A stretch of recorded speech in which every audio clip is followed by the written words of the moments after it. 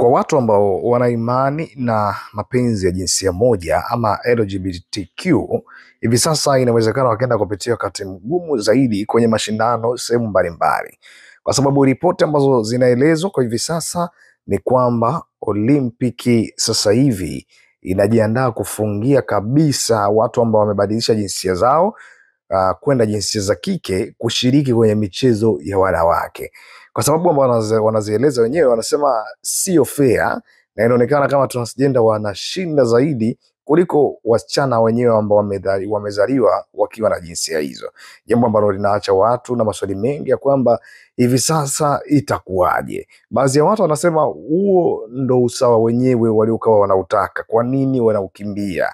Na wengine wanasema huo sio usawa, kwa sababu huwezi kumshindanisha mtu ambaye amebadilisha jinsia na mtu ambaye ana jinsia yake ya uhalisia.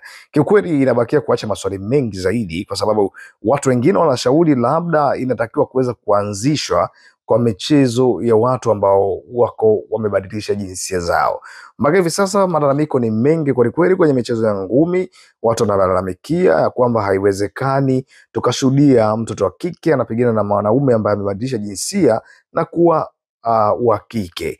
Kwa hiyo hata uwezo wao wa kurusha ngumi, hata ukubwa wa ngome zao pia unakuwa wa tofauti, jambo ambalo linaacha maswali mengi pia ya kwamba itawezekana vipi kuweza kuhakikisha michezo inarejea kwenye usawa ule ambao ulikuwa umeanzishwa. Zamani ilikuwa inafahamika kuwa baada ya kupitishwa kwa sheria hizi ya kwamba mtu ambaye amebadilisha jinsia kwenda jinsia nyingine, basi ana haki ya moja kwa moja kuweza kushiriki na kuwa kwenye nafasi ya michezo hiyo. Lakini kwa hiki ambacho kinaenda kuanzishwa kwa hivi sasa, labda ikaja kuacha maswali mengi zaidi na kushindwa kupatikana kwa unafuu wa habari hii ya kwamba itawezekanaje kwa wale ambao wamebadilisha jinsia zao. Je, transgender waende kushiriki michezo ya kiume au warudi kwenye michezo ya wanawake? Kwa sababu kama mtu ameweza kutoka kwenye jinsia ya kiume kwenda ya kike, alafu bado anashiriki michezo ya wanawake na anaonekana anashinda zaidi kuliko wahusika wenyewe jinsia yao ambao wamezaliwa nayo.